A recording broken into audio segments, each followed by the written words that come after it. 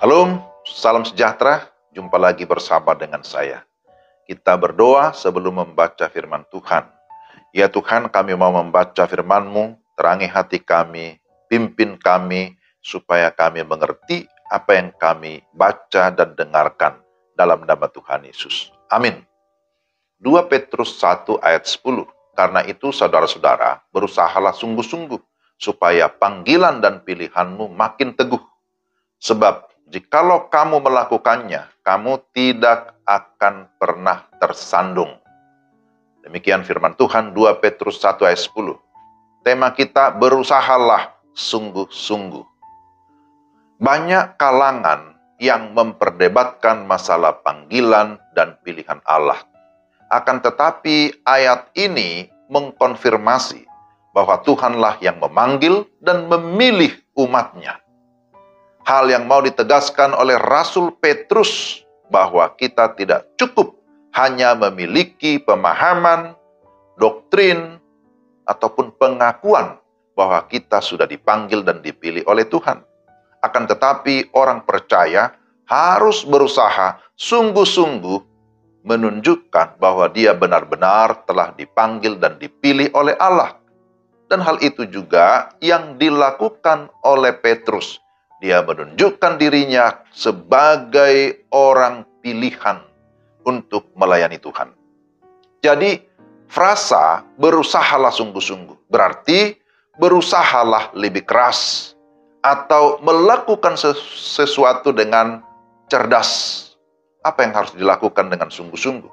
Jikalau kita memperhatikan ayat sebelumnya di dalam 2 Petrus 1 ayat yang ke-5 sampai dengan ayat yang ke-7, maka ada 7 hal yang dicatat di sana yang harus kita kerjakan, yang harus kita lakukan dengan sungguh-sungguh.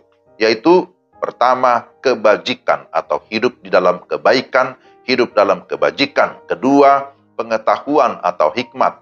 Ketiga, belajar menguasai diri. Keempat, bertekun ataupun belajar bertahan di dalam berbagai kesusahan. Yang kelima, kesalehan.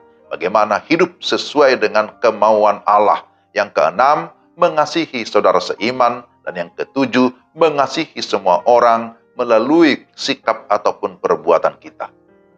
Jikalau bersungguh-sungguh dalam semua hal ini, maka dikatakan dia atau orang tersebut tidak akan tersandung, atau tidak akan jatuh, atau tidak akan gagal dalam mencapai tujuan surgawi, yaitu memuliakan Tuhan. Saudara-saudara, kita punya tujuan yang kekal. Kita juga punya tujuan di tengah-tengah lembaga kita berada.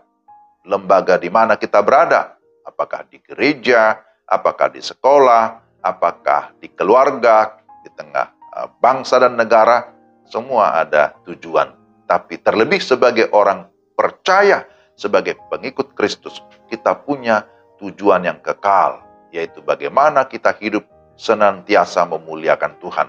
Maka dikatakan di sini, berusahalah sungguh-sungguh agar kita tidak jatuh, atau kita tidak tersandung, tidak menjadi batu sandungan, kita tidak mengalami kegagalan. Kita mau mencapai tujuan dengan memperhatikan hal-hal yang penting, ketujuh hal yang saya sebutkan tadi. Ketika kita bersungguh-sungguh melakukan bagian kita, maka kita akan semakin teguh, semakin kuat di dalam iman, dan kita memiliki kepastian pengharapan. Jadi kita bersyukur ada firman Tuhan mengingatkan kita bahwa kita adalah orang-orang yang dipanggil Tuhan, kita adalah orang pilihan Tuhan. Bagian kita adalah berusaha sungguh-sungguh, dan bagian Tuhan akan memberikan kita kekuatan, memberikan kita hikmat, dan juga pasti akan memberkati. Mari kita berdoa. Tuhan, terima kasih firman-Mu mengingatkan kami supaya kami dalam menjalani hidup ini tidak bermain-main, tapi kami berusaha sungguh-sungguh melakukan apa yang Tuhan firmankan. Kami mohon pertolongan Roh Kudus supaya kami dapat menjadi pelaku kebenaran firman-Mu. Dalam nama Tuhan Yesus. Amin.